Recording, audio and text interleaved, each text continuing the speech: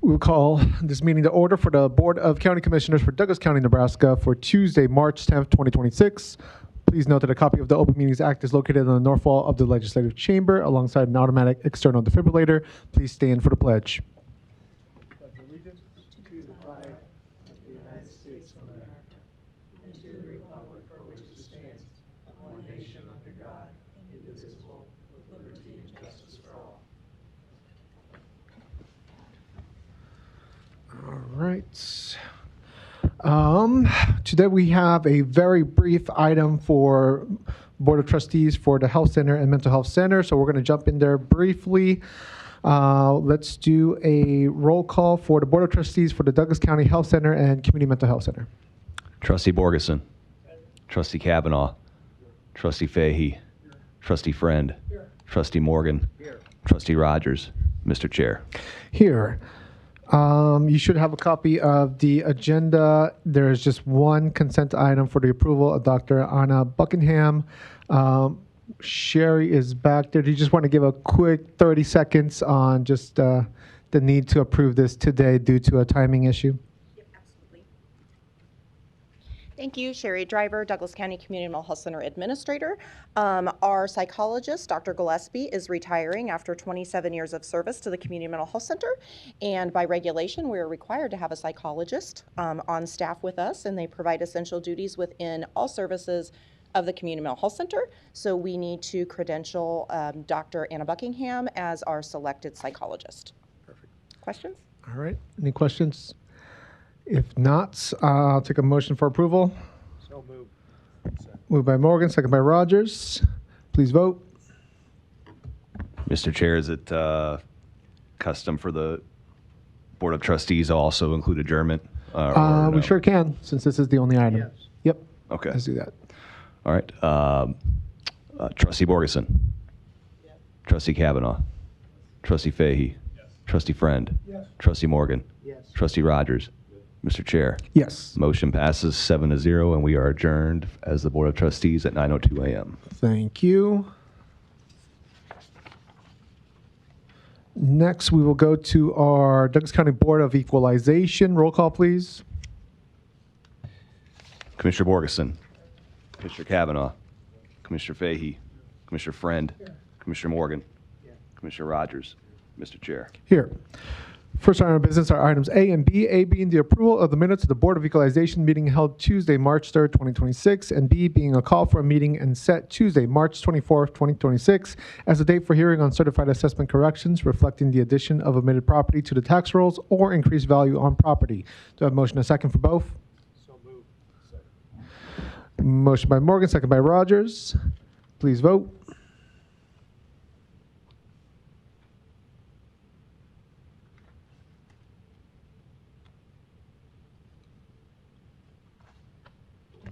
Motion passes 7-0. Thank you. Next, we have our resolutions, which are items C and D, which we can take in block plus adjournment if desired. Second. Motion by Rogers, second by Morgan to approve C and D plus adjournment.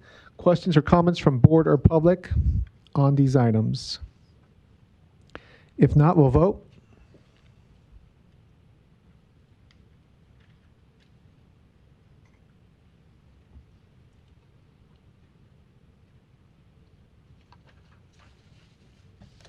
Motion passes 7-0. Thank you. We will now jump into our Board of County Commissioners agenda. Roll call. Commissioner Borgeson. Commissioner Kavanaugh. Commissioner Friend. Commissioner Fahey. Commissioner Morgan. Commissioner Rogers. Mr. Chair. Here. All right, first item of business are items 1A and B. A being the approval of the minutes of the Board of Commissioners meeting held Tuesday, March 3rd, 2026. And B being the approval of claims submitted for payment process through Tuesday, March 17th, 2026. Do I have a motion and a second for both? So moved. Motion by Morgan, second by Rogers. Please vote.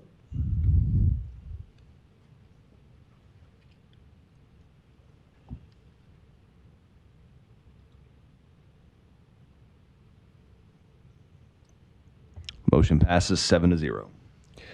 Thank you. Next, we have our consent agenda for items A through I. Do I have motion and second for discussion? Second. Motion by Rogers, second by Morgan. We'll go to Commissioner Kavanaugh. A point of public information on item D, the approval of the 2026-27 Visitor Improvement Fund application guidelines are contained in there, and they note that applications are due no later than April 24th, 2026. I just put that out there because we have millions of dollars in grants to hand out this year, and it would be good for people to get their grant applications in on time if they have a deserving community project. The Visitors Improvement Fund is designed to help our community by bringing people here from all over the country and the world to enjoy community activities in Omaha.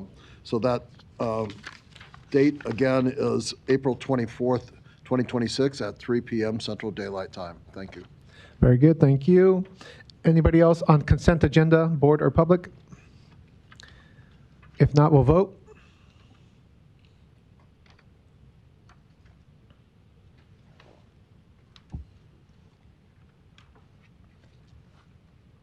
Motion passes 7-0. Thank you. We will proceed on our agenda to Section 5, recognitions and proclamations, of which we have 2. For item A, do we have Mike here from GIS by chance? I don't think so. So the first one was to have a recognition of the following county employee who is retiring. Our Director of GIS, Michael Schonlau, who worked for Douglas County Geographical Information Systems Department for 17 years of service. And do we also have Michael Gillespie here by chance? No? Okay. He is also retiring and worked for Community Mental Health Center for 27 years. So we want to thank both for their service to the Douglas County citizens and our local community. So I'll take a motion and second for both. So moved. And would comment Mike Shanla did our maps of the districts and really did an outstanding job for the county. Definitely. Motion by Morgan, second by Rogers, and we'll vote.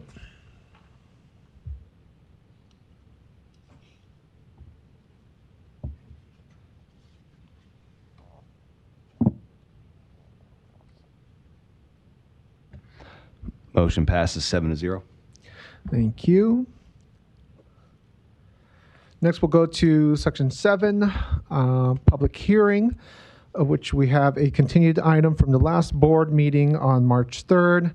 So a continuation of the open public hearing for a Class C license for Indian Creek Golf Course, DBA Indian Creek Golf Course, at the address listed on the final agenda there, manager application for Jim Nedrow. And the public hearing remains open. Did you have any updates to give? We at Sydney Gotch Indian Creek Golf Course, we had sent out letters last week, worked with Dan and gave him the list of everyone that they were sent to, kind of update. Thank you. Let me go to Commissioner Friend. Yeah, thank you, Mr. Chair. And Sydney, thanks for coming down again. And thank you for rapidly, it sounded like Tuesday morning, or no, Wednesday morning you had those theoretically distributed, correct? Yep. I mean, yeah, that's all we could ask for, and we appreciate your due diligence here. So thanks again for coming down. No Mr. problem. Clerk? Dan Ash, Douglas County Clerk, just had the note for the record. We did receive one email in opposition, but it was from Ricky Fulton, who resides at 410 South 82nd Street. Noted. Thank you, Mr. Clerk. I make a motion to approve the resolution. I'll take that as soon as we close the public hearing. Any other comments on this public hearing? If not, I will now close the public hearing. Where's the will of the board? Commissioner Friend? Make a motion to approve the resolution. Motion to approve by Friend, second by Morgan. Any final comments or questions on that motion? If not, we'll vote.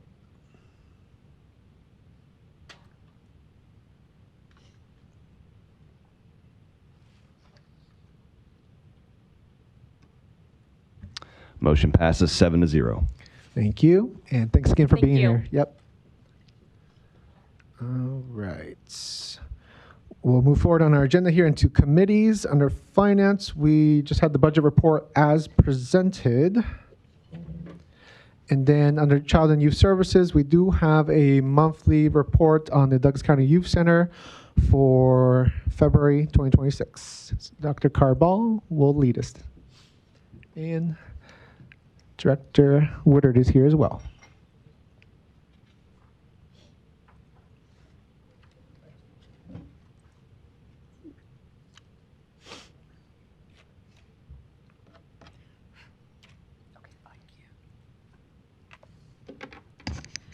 Good morning, Commissioners. Dr. Abby Carbaugh, Douglas County Juvenile Justice Administrator. Like Commissioner Garcia said, I am here to give you a population update for February 2026 on our juvenile detention. So as a reminder, we have 2 detention facilities here in Douglas County. The Douglas County Youth Center, or DCYC, is located at 42nd and Center. It has a bed capacity of 144 beds and operational capacity of 96.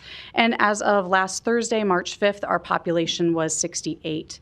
There's also the Youth and Family Services Center, or the YFSC, that is located here downtown. It has a bed capacity of 64 and operational capacity of 52. And as of last Thursday, there were no youth housed in that facility. So all of the information in the presentation today is related to the population currently housed at DCYC. So the first data slide that I have shows our monthly admission trends. We can see that there was a pretty big decrease in January, but we had a downward trend for the rest of the year going up to that point. We had 54 admissions in February, so even though this is an increase, it's still part of the overall downward trend we've seen since January of 2023. Of those 54 youth who were admitted last month, 3 were charged as adults, 47 were charged in juvenile court, and 4 were from other jurisdictions. This slide shows our average time to release for youth who were in detention. During February, the average time to release across all youth was 74 days. 4 youth were originally charged as adults, and they were released after an average of 321 days in detention, and 35 juvenile court youth were released after spending 45 days at DCYC. This graphic shows our monthly average daily population for the last 3 calendar years. Since mid-2025, the average daily population has also been on that downward trend. February 2026 had the lowest average daily population for all groups in this 3-year period. The total average daily population during February was 64, with 39 youth in juvenile court, 22 charged as adults, and 3 from other jurisdictions. This graphic just drills down into a little bit more detail to show you the weekly populations since January 2023. You can see the continued downward trend, especially in that gray line. That gray line represents youth who are charged as adults. So turning to demographics, as in previous reports, youth of color remain consistently overrepresented in DCYC annual admissions relative to their proportion in Douglas County. In February, Black youth accounted for 44% of DCYC admissions. Hispanic youth made up 26%. 8% of youth admitted were Asian, and 6% were Native American. During February, white youth accounted for 16% of the admissions to DCYC. With regard to gender, boys still account for the majority of admissions, but the proportion of girls has been increasing. Whereas in 23 and 24, girls made up about 20% of the admissions each month, they accounted for 1/3, or 18 of the 54 total admissions in February of 2026. And the final demographic slide shows the geographic distribution of youth admitted into DCYC across Douglas County. The darker blue areas on these maps indicate higher concentrations of admissions. So consistent with what we saw during calendar year 2025, during February 2026, our admissions were disproportionately concentrated in eastern Douglas County, and particularly in 68111 and 68104. During the month of February, DCYC had a low population of 61, an average daily population of 64, and a high of 69. There were 68 youth in detention on the first day of the month and 65 youth in detention on the last day. The home program screened 8 youth for placement on community supervision. 4 were referred from the court, and 4 were referred from the court, and 4 were referred from probation, and 6 were accepted for supervision. We had 56 releases during the month of February, with an average time to release of 54 days. Last month, 3 youth charged as adults were released after an average of 262 days. 20 predisposition youth were released after an average of about 61 days in detention, and this does include 1 youth whose case was transferred from adult court to juvenile court after 530 days. With regard to youth on juvenile probation, 6 youth with new charges were released after around 38 days. 8 youth admitted for reasons other than a new law violation spent 49 days in DCYC. The last 2 youth who had been transferred back to DCYC from the YRTC Kearney were also released last month, and they had spent 124 days with us. Finally, 4 youth from other counties spent an average of 32 days in Douglas County detention. With regard to admissions, we had 54 youth who entered DCYC during February. 2 were charged in adult court, 3 were from other jurisdictions, and 1 was ordered to be detained for failure to pay traffic court costs and fines.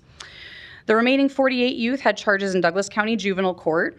Of these, 29 were on a predisposition status, 6 received new charges while on probation, and 13 were on probation and admitted for reasons other than a new law violation. For the 50 Douglas County youth admitted to DCYC in February, 12 were admitted on weapons-related offenses. 8 of these were felonies and 4 were misdemeanors. 14 youth were admitted on non-weapons felonies. 4 were admitted on non-weapon misdemeanors. And the final 20 entered detention for reasons other than the commission of a new offense. When we look at the 12 youth who were admitted on weapons-related charges, 1 had adult court charges, 9 were admitted on predisposition status, and 2 had those new charges while they were on probation. 2 offenses involved the use of a firearm, 2 involved the use of another type of weapon, and the remaining 7 involved firearm possession, and there was 1 weapon possession. So 7 of the 8 weapons-related charges were felony-level offenses. 4 involved the use of a firearm, and the underlying offenses included assault. Pardon me. Excuse me. 6 of the felony firearm offenses, 2 were use and 4 were possession. The additional charges underlying these youth were assault, tampering with evidence, and weapon possession. For the 3 felony weapon-related offenses, 2 involved use of a weapon and 1 was a weapon possession. 3 of the misdemeanor firearms were all possession-related offenses. With regard to the other types of felonies that were committed for youth admitted during February 2026, all 14 of these youth were admitted in juvenile court, 11 were on predisposition status, and 3 were on probation with new charges. There were 4 youth who had committed assault-related felonies, 4 with drug possession, 3 with theft, 2 with burglary, and 1 with sexual assault. With regard to the 4 youth who had committed other types of misdemeanors, all 4 of these were in juvenile court as well. 3 were on a predisposition status, and 1 received new charges while on probation. 3 of these offenses were misdemeanor assault, and 1 was misdemeanor level theft. And then with regard to those last 20 youth who were admitted for reasons other than a new law violation, 1 was charged in adult court and 19 were admitted in juvenile court. With regard to the reasons for their admission, 9 had unlawful absences, 6 were ordered detained by the court, 3 had failed to appear in court, 1 had lost their placement, and 1 was in adult court on a probation custodial sanction. The underlying offenses these youth had committed were a mixture of felony and misdemeanors. With regard to felonies, their underlying offenses included assault, firearm possession, robbery, and unlawful occupancy. With regard to the underlying misdemeanors, these included offenses such as assault, disturbing the peace, firearm possession, resisting arrest, and trespassing. So the last few slides that I have for you show our snapshot population of DCYC as of last Thursday, March 5th. On that day, we had 68 youth in detention. 5 were admitted from other jurisdictions, 21 were being held on adult court charges, and 42 were being held on juvenile court charges. Of those juvenile court youth, 15 were on a predisposition status, and 21 were on juvenile probation at the time they were admitted. We had 90% youth of color in detention, and 81% of our population was male.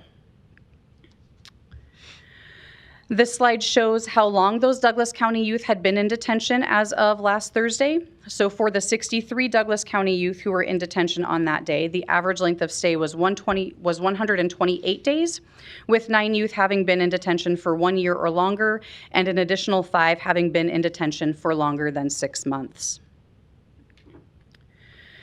Last Thursday, we also had 9 youth in detention who were dually involved in the child welfare and juvenile justice systems. 3 of these youth were admitted to detention on predisposition status, and 6 were admitted on juvenile probation. Again, we see an overrepresentation of youth of color within this population. Only 11% of these youth were white. We also see an overrepresentation of girls. Again, it's a small number, but 2/3 of the dual system youth were girls, and their average length of stay for this group was 55 days.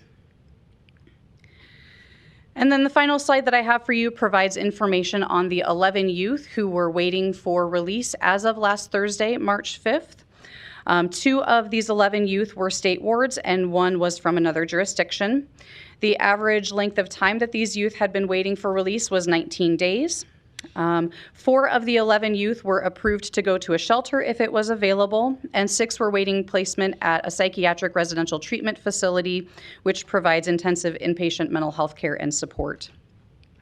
These youth also had a mixture of felony and misdemeanor charges underlying their original offenses. Felonies included assault, criminal mischief, and weapon use, and the misdemeanor offenses included assault, disorderly conduct, and theft. So, if you have any questions, I'd be happy to take them at this time. Thank you, Dr. Carball. We'll go into discussion here, starting with Commissioner Kavanaugh. Thank you. And thanks for this. Starting at the beginning, I'm glad to see that we're tracking the ongoing fiasco at the kids' jail across the street. So that 0 population has been consistently 0 for how long now? I think 1.5 years, at least 2 years. The question I have is kind of a global one.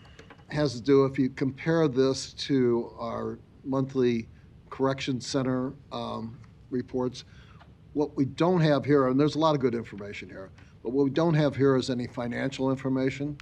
So, for instance, you know, you've got that 1.5 years, 2 years of an empty kids' jail, and we don't have any idea what that costs to date per month, any of that. If you look at, and I can provide you if you don't have it, the monthly correction center things, they, in addition to giving all this kind of information, it's good, have what are our staffing levels, what does it cost from a percentage of our budget per year. We're at 5%, 20%, whatever. And they give us actual numbers on things like overtime, sick leave, whatever. It would be good to have that. This is great population information, and we need that. But what does it cost the taxpayer? And we don't have any of that in here, particularly for this empty building across the street, which is ongoing. I have a couple questions relative to the demographics of the population. And if you could maybe go forward, I don't have the greatest eyesight in the world, but I'm looking at the page numbers, and they're hard to read if I'm missing them on some pages. I don't know. But on the page where we have DCYC monthly admission by race and ethnicity, do a good job of tracking that over time. It might help if we could see annual totals over time so that we could see whether the majority minority population, which seems to be constant, is going up or going down. I don't see it moving at all. On the first page, the one that I just referenced, we have a 84% majority minority. And then if we go to the 16th page, where again we have snapshot population demographics, we have a 90% majority minority. And then if we go to the 18th page, where it's snapshot population to dual system use, they have 89%. And I understand that these two snapshots are kind of subsets of the general population, is that right? Correct. Okay, so there's variation in these subsets. But it doesn't look like we're getting much change over time, although it's hard to determine that from here.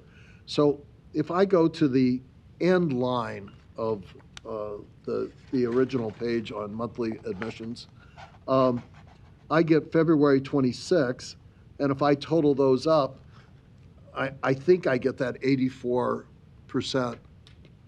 majority minority. But I kind of have to total it up. And right next to it, and thank you for this, we do have the Douglas County population by race. And so we have a white population of 65.4% in Douglas County. And we have a Douglas County youth population of 16% white. We have a black population and a Hispanic population of about 35%, 36%. But the majority minority population, which includes Asian, Native American, and others for about 4%, is 84%. So it's way, way out of whack. It's upside down. And I know that's not anything that you can do but report on, but I appreciate that. And thank you. I might have a couple more. Thank you. Thank you, sir. Thank you. I'll take a quick round here for both, and these might be questions kind of globally also for Rondi as well. But regarding the girls, by gender, you had mentioned that there's a increase in the female population here, and looking at the by gender slide, and then also I'll hit on the dual system note as well regarding girls. But when we have increases in girls, I mean, I know we literally have space capacity, but does that affect kind of just our ability to treat, an increase of girls? If we have like 7 and then all of a sudden we have 17, I'm sure the way in which we care for the population is a little bit different when it comes to girls versus boys. So how do we kind of address that slight spike in the female demographic from a service perspective? Actually, it stays the same. We have 2 units that are dedicated. Rondi, can you identify yourself, please? This is Rondi Woodard from the Douglas County Youth Center, superintendent. We just continue the model that we have because we have 2 units dedicated to the females, and they just seem to get the same services they would have no matter how many females that we have, as long as we have the 2 units available. What becomes the problem is when we have to use 3 units for females, and we haven't had to do that for a long time. Hit that mark. So the 2 fit how many girls if it was 16. full? Full, 24. Okay. Yeah. Those single beds, right? Yeah. Yeah. So, and that's with both, it's 24, or per, it's 24? 12 per unit, 12 which per is a unit. total Okay. of 24. Very good. And so the threshold that would cause a little bit of kind of balance issues with staffing would be if we had to have a 3rd ward at some point. Yes. Yeah, okay, got it. Regarding the dual system kind of dynamic of the girls, where those who are dually enrolled, 14% of the demographic, at least within the last month, about 2/3 of those are girls.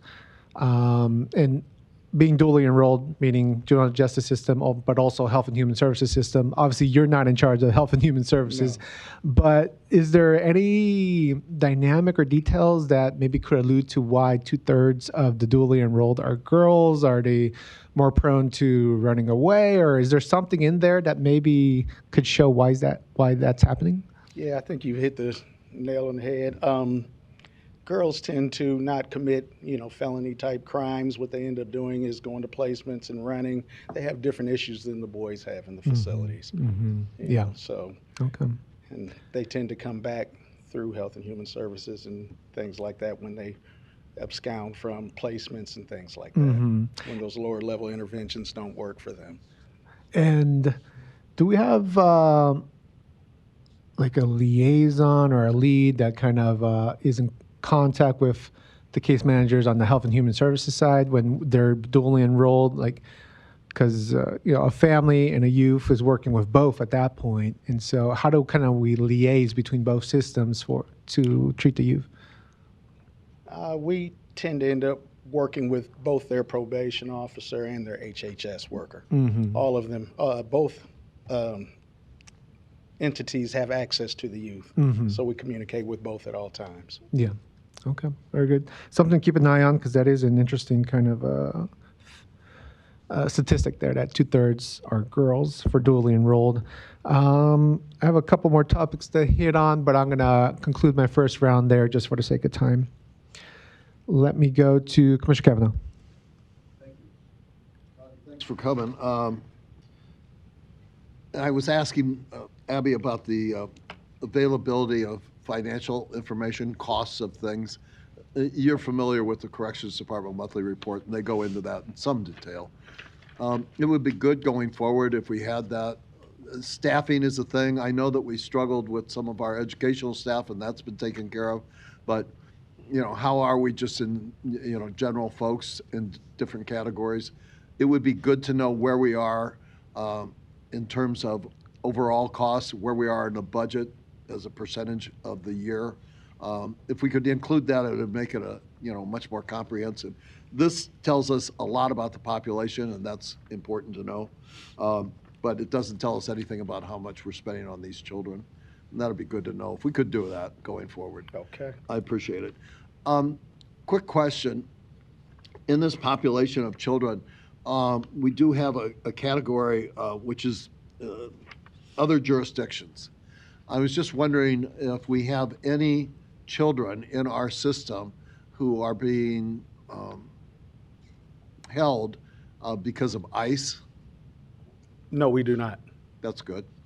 You've read and I've seen in the media ICE is grabbing children all over the country, and we don't particularly want to participate in that at all. And so if that ever comes up, it would be a good thing for us to hear about it if they've made entrees to you or if they've, in any way asked about the availability of Douglas County holding ICE hold children. I think that's something we'd want to know right away. Okay. Appreciate it. This majority population is a constant, and again, I know this is nothing that you have any control over. But when I was talking to Abby before, I was saying the look back, would it indicate any kind of a change? We have population changes, and we have subsets from the district court, the juvenile court going up and down. We even have average daily population changes. Do we ever see any population change significantly from this 89, 90% majority minority? No, we do not. As long as you've been there, which is quite a while. It tends to be the same. We have little minor dips, but nothing substantial. That's real concerning. But again, I understand that that's beyond your control. The job that you do is excellent. I want people to know that those children in our care are getting the best care that we can provide them. One of the things that I've been concerned about is the condition of the facility, of the plant itself. It's like any other, boarding school, I guess you would say, where you have upkeep and you have deferred projects. Is something going on right now in order to upgrade the condition of the Douglas County Youth Center? Yeah, we have recently finished 7 housing units. We have 4 more housing units to finish completing. We have refurbished them, provided new beds and other things on the units where the kids are living. That's what we're currently working on right now. So, yeah, we've been doing a lot to take care of those things. Okay. That might be, if we include the costs on this thing, something that we'd want to include as well, like deferred maintenance type of things. I know heating and air conditioning is always something, the roof, the plumbing, electricity, all those things. If we had a deferred maintenance thing going forward as an inclusion in the budget or in the fiscal information, that would be helpful. We'd like to have it be as pleasant an environment for these children as possible. Thank you. Okay. Thank you. Let me go to Commissioner Rogers. Mr. Chair, let me pull up a couple of questions that were asked. So the facility has mentioned what the facility cost. The new facility that's across the street, that is roughly, from my understanding, about $200K a year. That's my understanding. Okay. So I'm just putting it on record. That's my understanding. It's $200K a year. That's basically because you need the heating, stuff like that, so it doesn't sit idle. And let's know for the record that it's not open by choice. The board can simply move to put that open.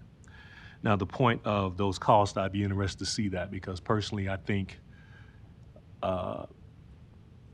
we definitely, you get audited and accredited.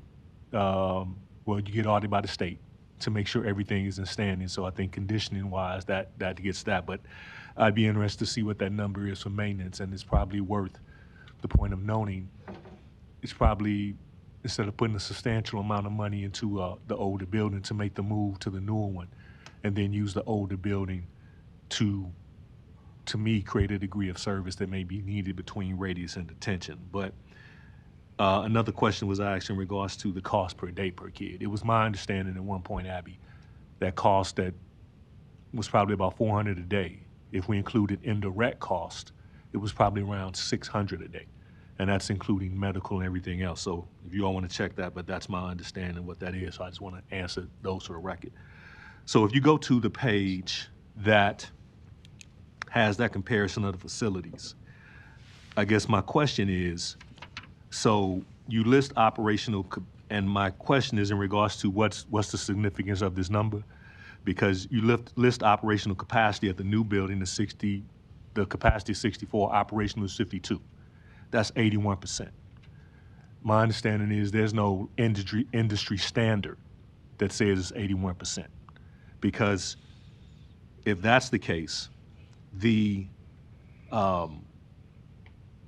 operational capacity at the old building from going from 144 to 96 is somewhere around 66%. So I'm just saying, when we're saying operational capacity, those can't be apples for apples, because basically 96 is really the capacity of the old facility because of the Prison Rape Elimination Act. Am I right? Yes, we have a 132-bed facility. Okay, but the real capacity because of staffing, because everything that you go over 96 because of PREA, you put federal grants at risk. That's my understanding. If there's a violation of the Prison Rape Elimination Act and somebody was to check, the enforcement is holding on federal grants. I guess the point I'm making is that comparison is not apples for apples, because really the capacity of DCYC is 96 because of PREA. So the point I'm trying to make is there's no magic equivalence in the operational capacity of 52 beds.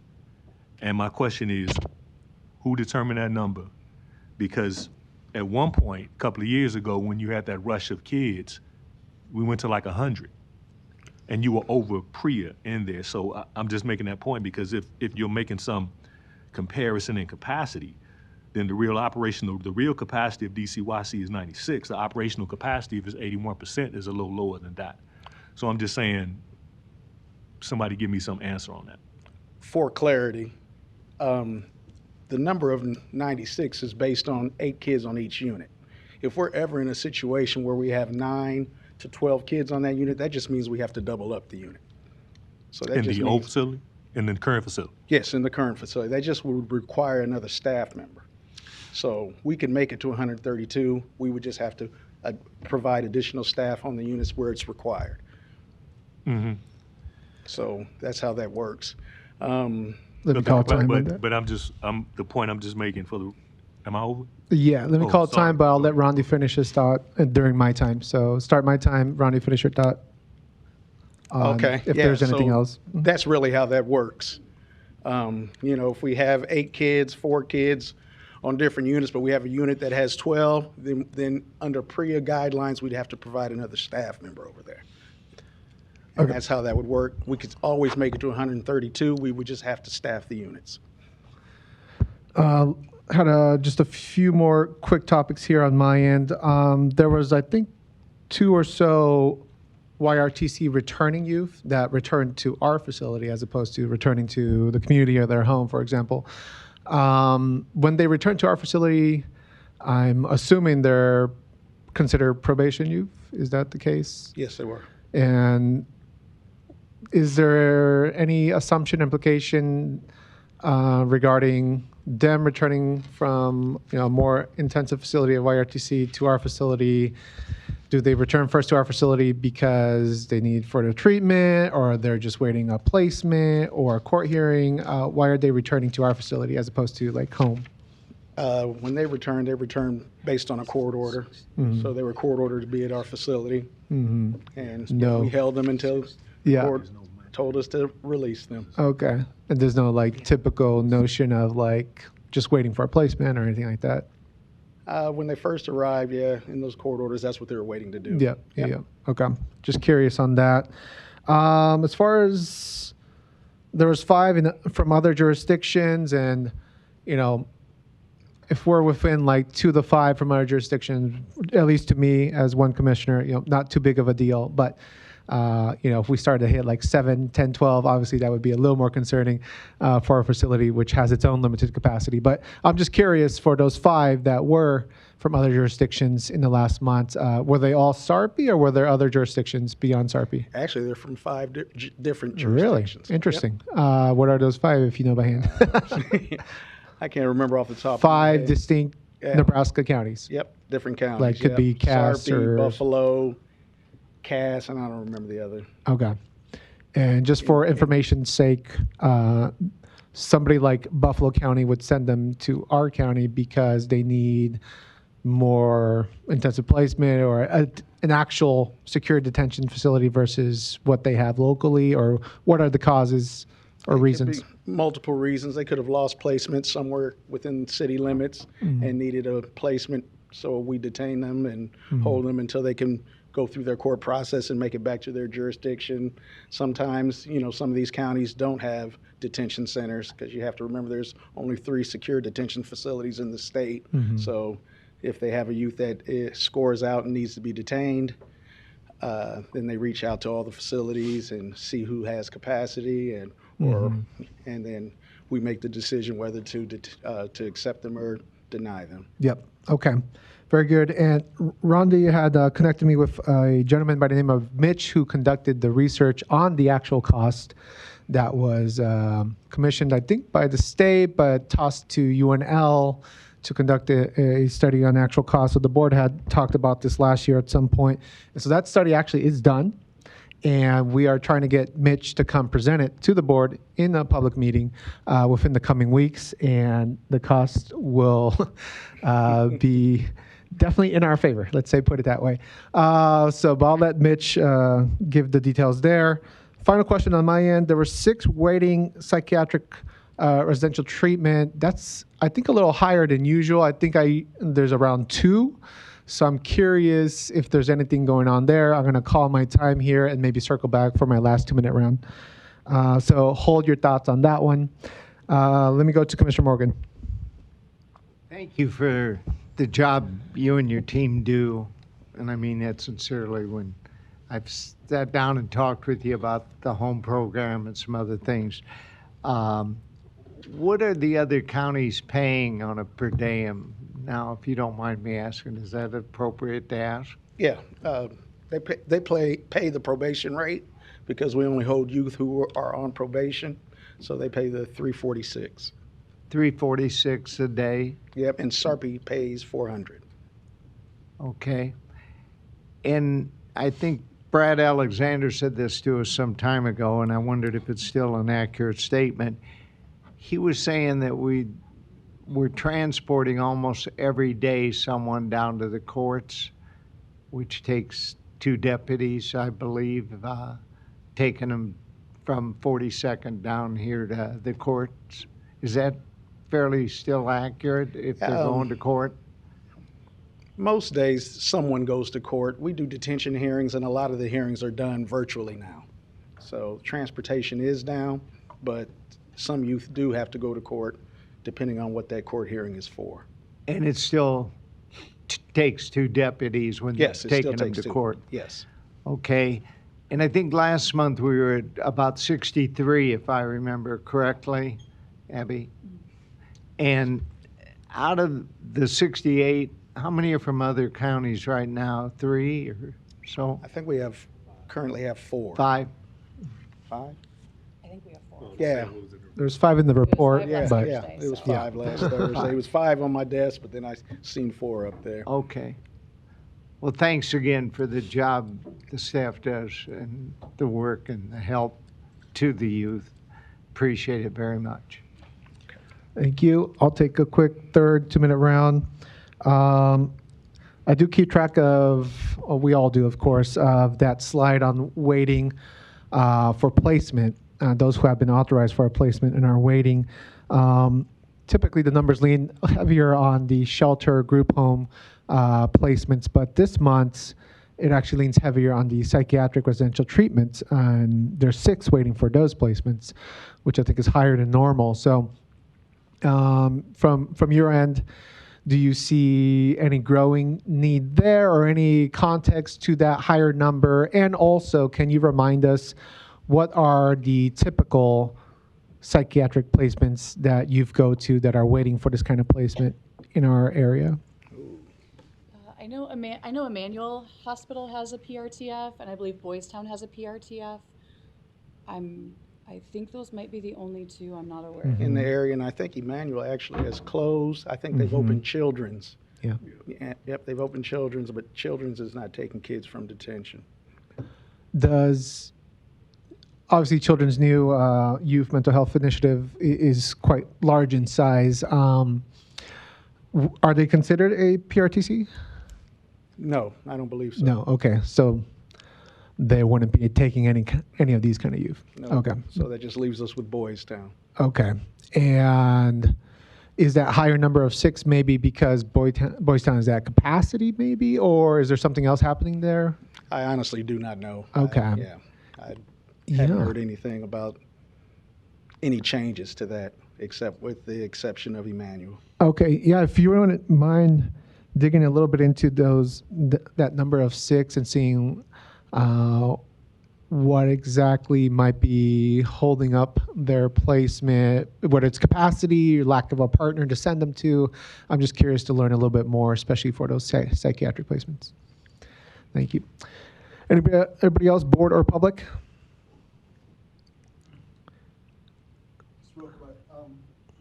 On these financial questions going forward, it would be good if we included everything that we have. For instance, on the kids' jail, it was referenced that it cost us $200,000 a month. Well, the rent is $220,000 a month, but that doesn't cover all the costs. We have bonded indebtedness and other costs on that empty building over there. And so just so that we get a complete picture, I would urge you to include all the costs of this fiasco so that we know what it's costing the taxpayers every month that building stands empty. And that cost could have been put into the youth center for this deferred maintenance that we're talking about that would have helped a lot. I just ask that, give us a clear picture of what it costs and what we're spending on our children and what we're wasting on this empty building going forward. Thank you. And just to clarify, this monthly report has been a detention report for DCYC on 42nd and Woolworth, but we can definitely look at doing a more global superintendent's report, like once a quarter, that has more of that information, the financials and whatnot, just to kind of clarify the differences between the reports there.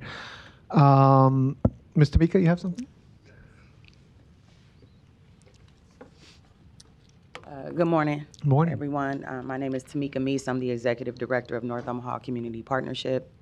I just wanted to kind of share updates and perspective from our community-based organization. We've been going inside of DCYC for several months now with the intention of addressing underlying issues with the youth that causes them to go in to begin with and to, get in front of the curb of the recidivism. And so the way that we do that is we work with the youth while they're there, and we also work with their families. And so what we found is some of the youth through our surveys is that they come back because they know they're going to have warmth, they're going to have food, they're going to have shelter. And when they have come home before, they didn't have one or all of those things. And so what we do is work with the family to either maintain stabilization of the home or to acquire stabilization. And that's through our wraparound services. If you look at the zip codes where most of the youth resides that are coming into DCYC, they are the most, poverty-stricken zip codes in our city. And so we do look at that as an underlying issue and address those things. We work with the families as far as, offering rental assistance, utilities assistance, food assistance. We also partner with Charles Drew Health Center to offer the mental and behavioral health. And we go through all of those things to, address those issues that pose as barriers, to whatever level of success that they need to achieve. We also partner with Metro Community College on, different trades and certificates, and also with the Urban League for their financial coaching workshops. And so with all of this combined and working with the youth and kind of strengthening our intervention strategies by actually going into DCYC, we are seeing that the families that we're working with, they are becoming stronger and more self-sufficient, which will provide more of a foundation for the youth to be successful once they return home. And, I give a lot of credit to Rondi and his team for, allowing us to come in to work with the youth.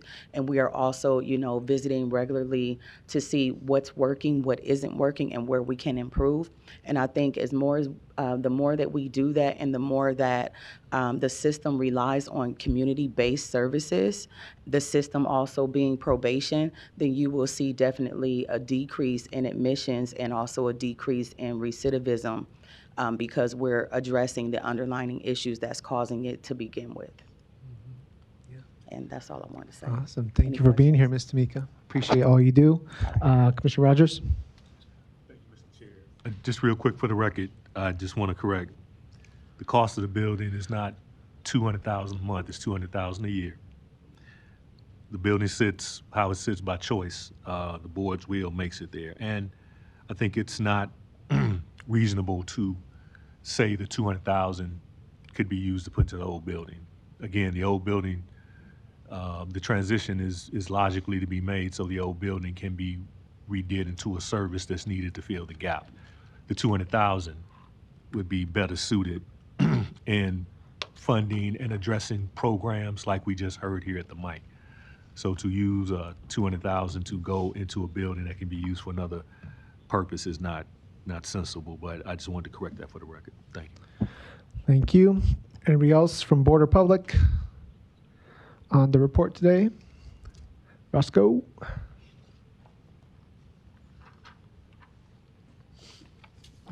Roscoe Wallace, CEO and Program Director of Viable Healing.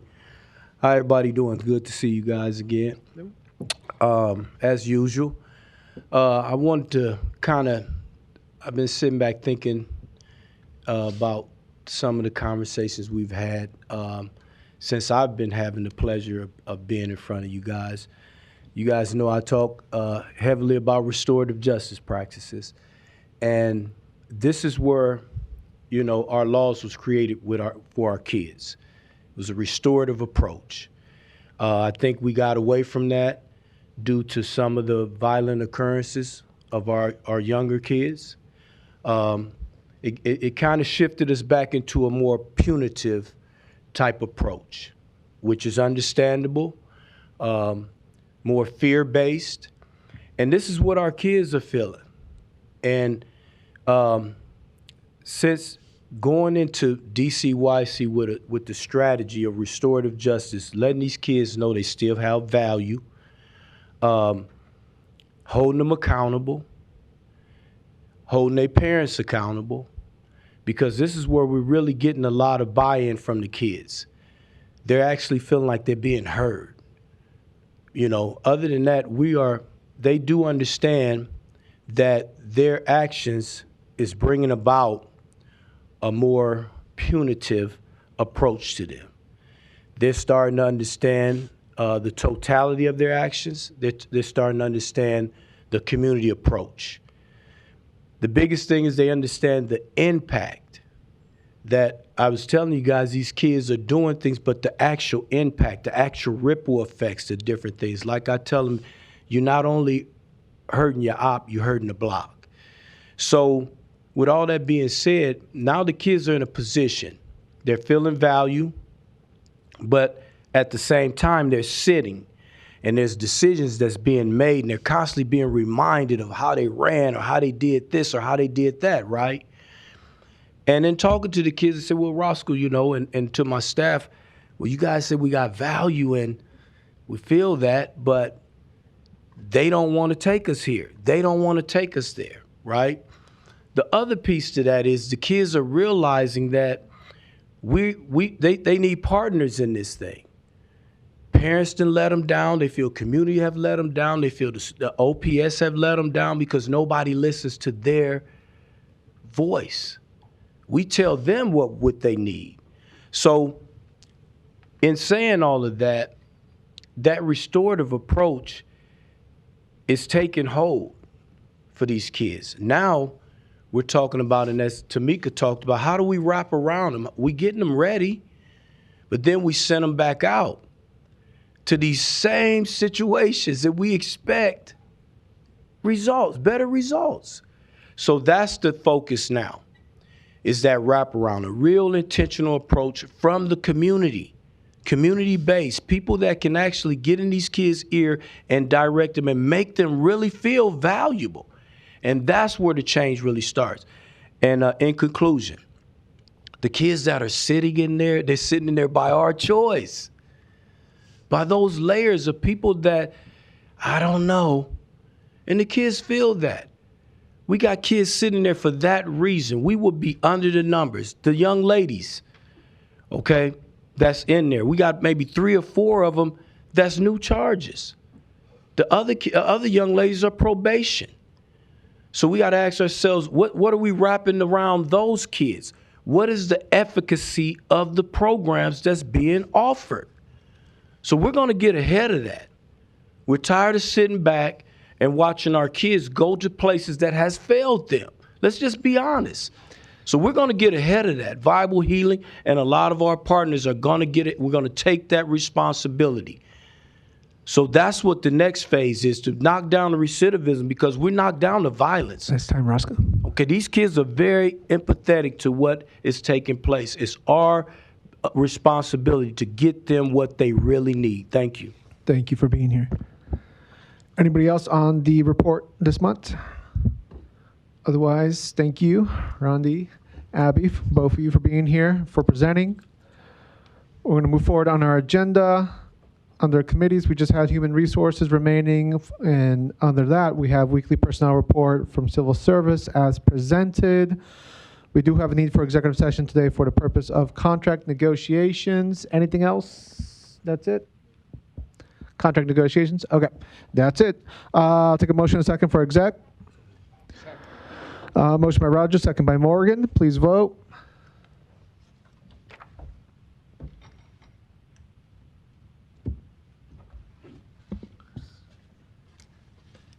Commissioner Rogers. Motion passes 7-0.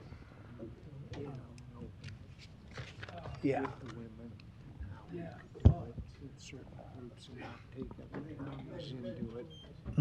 You know. Yeah. The board would now go into executive session for the purpose of contract negotiations.